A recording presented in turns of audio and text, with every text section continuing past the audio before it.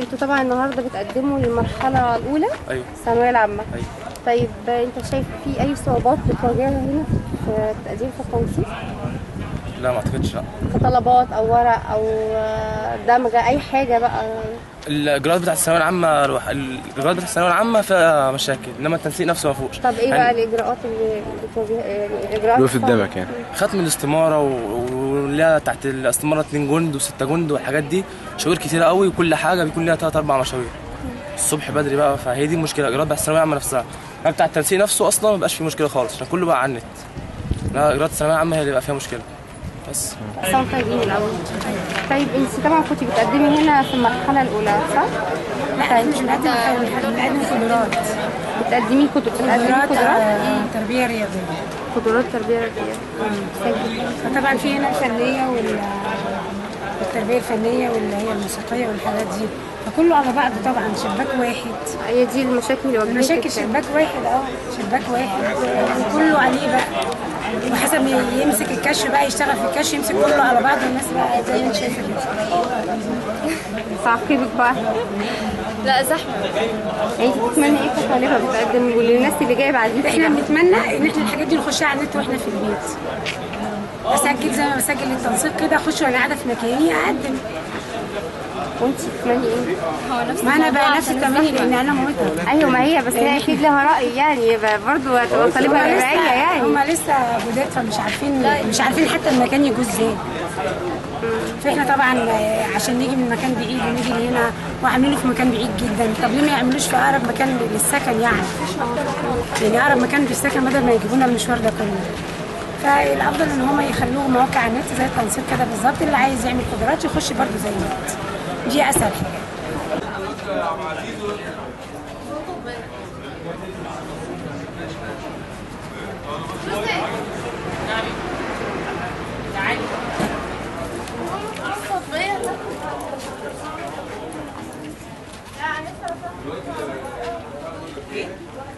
بسم الله الرحمن الرحيم. هو انا اصلا من محافظه المنوفيه اداره السادات.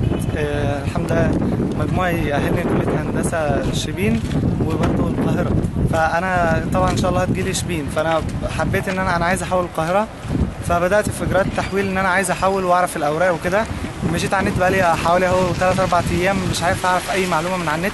مواقع الوزاره ما فيش اي تفاعل ولا في اي حاجه، يمكن بقالها سنين ما اتجددتش، ما عليهاش معلومات جديده خالص.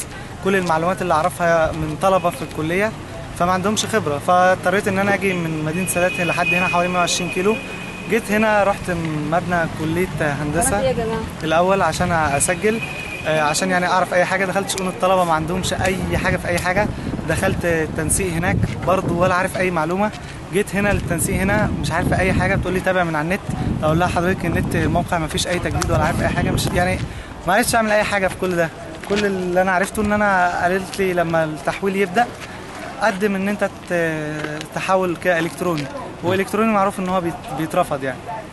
فيعني انا مش فاهم الواحد يعمل ايه. لو على وسايط وحاجات كده بيقولوا حرام، خلاص يفتحوا لنا العادي بقى، يعني يفتحوا لنا العادي على الاقل. انا الحمد لله مجموعي يجيب والورق والاجراءات موجوده. طب اعمل ايه؟ اعمل يعني هيجوا، وانا متاكد وحصلت مع اصحابي بيجوا زي ما حصل معايا كده يتجاهلوهم، يجوا بعديها بكام يوم التنسيق التحويل قفل. طب قفل فتح امتى وقفل امتى ما تعرفش، بيفتح لناس معينه ويقفل لناس معينه. فيعني ده كله معروف يعني. فالواحد فعلا مش عارف اعمل ايه يعني. حاجه فعلا تضايق وتخلي الواحد يعني مش عارف. الواحد يعني مثلا ذاكر وجاب مجموع ليه؟ المفروض يعني يكون في حسن تعامل شويه يعني. بس والله بسم الله ما شاء الله المعامله هنا زي الفل وتمام التمام، وهنا ما شاء الله المعلمين والله المعلمين ينفع المعلمين هنا والله العظيم ممتازين ويستخدموا الناس كويسين الحمد لله. والف شكر يا باشا. طب في اي مشكلات قابلتك طيب او اي حاجه؟ لا ما في مشاكل خالص، بسم الله ما شاء الله الدنيا زي الفل، كل حاجه حلوه. انتوا كنتوا بتقدموا طبعا لتنسيق المرحله الاولى؟ تبع تنسيق المرحله الاولى. طب قولوا لنا انتوا واجهتوا اي مشاكل او صعوبات هنا اثناء لا، وانا حاسه ان السنه دي يعني التنسيق هيبقى هو تنسيق عالي عامة، بس اللي هو الخدمات اللي مقدمينها الكلية والتسهيلات دي مسهلة على الطلبة طبعا ان هم يروحوا يجيبوا الاستمارات ويملوها. لسه هيمشرونا لغاية الزمالك. ايوه بس ليه يودونا الزمالك عشان هي دي الحاجة الوحيدة المفروض ان هي كانت ما دام هناخد الحاجة من هنا يبقى الامتحان كمان يبقى في نفس الجامعة، بدل ما نروح بدل ما نروح نقدم في جامعة ونروح نمتحن في جامعة ثانية. فدي هي الحاجة الصعبة الوحيدة على الطالب، ان هو في يوم يروح مشوارين من جامعة لجامعة، ويا ترى هيلحق ان هم قاعدين لغاية الساعة 2 ولا لا، والمواصلات.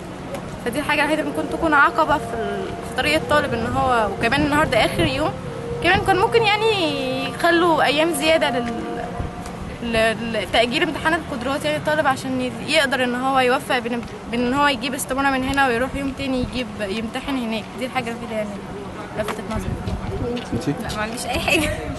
لا والله بجد، هو بس موضوع فعلا ان انا اروح الزمالك، وبعدين انا مقدمه كليتين، فواحده في جاردن سيتي وواحده في الزمالك، والمفروض اروح كلهم النهارده وعشان اجل لا اما كده ماليش بقى وراحت عليا كل اللي انا عملته النهارده وتعب النهارده بس يعني. يا رب بس انجح في الاثنين يا رب ان شاء الله موفقه ان شاء الله.